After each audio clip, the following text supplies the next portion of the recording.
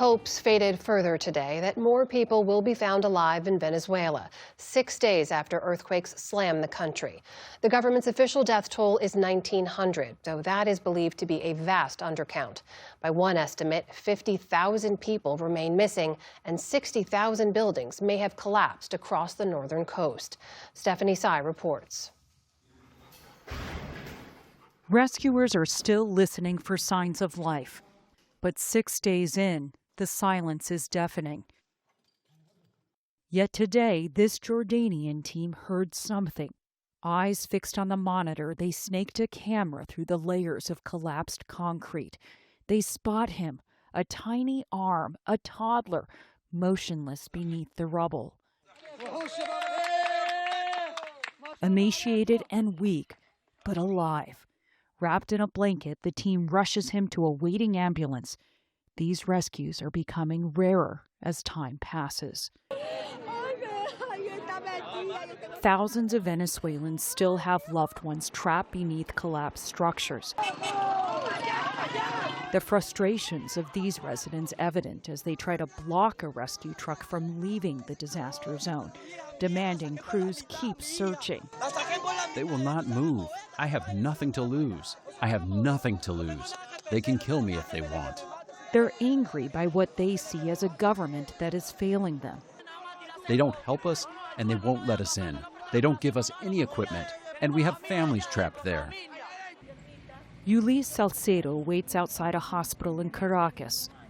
Just days ago, she was preparing to welcome her 21-year-old son home after he was deported from the United States. The flight arrived at 11 a.m. Then they went through all the migratory process. He called me at 5 p.m. and told me, "I love you so much, Mom. See you tomorrow at home." Like any mother, I prepared a welcome for him with his blue, yellow, and red balloons. Anderson Salcedo spent his first night back in Venezuela at this hotel in La Guaira, shown in a satellite image. Hours later, the earthquake struck. This is what's left of the complex. He survived, but remains in intensive care. He was among some 140 deportees, including children. This video showed their arrival back in Venezuela hours before the earthquake struck. Most are still missing. I want justice. I want justice because it's not fair that my son is lying in that bed with respiratory support with his legs amputated at the age of 21. I'm asking for justice because this government can do to us Venezuelans whatever they want. At the port of La Guaira, hundreds of coffins now line the docks. The port has become a temporary morgue after local hospitals ran out of space. Across Caracas, families have pitched tents on sidewalks and city streets.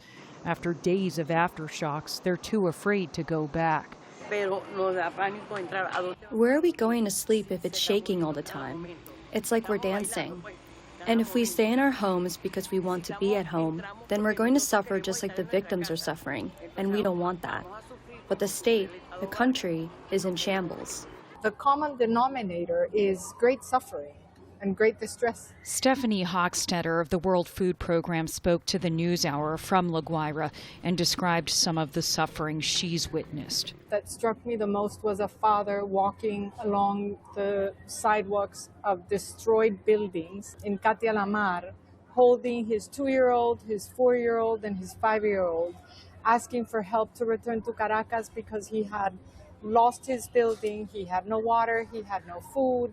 His wife had been taken to Caracas to be hospitalized because she had her leg had been amputated and he didn't know where to take his children. The WFP is giving weary quake survivors a single stop for their basic needs. To facilitate this access to the people and not have them have to go to one place for a doctor or a medical emergency, another place to find a bathroom. Another place, they need showers, they need to wash their hands, they need water to drink. So the intention of putting everything together is that, to make this suffering a little lighter.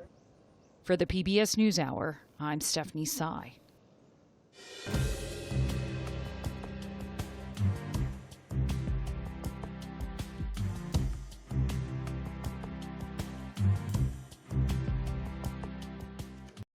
Support journalism you trust. Support PBS News.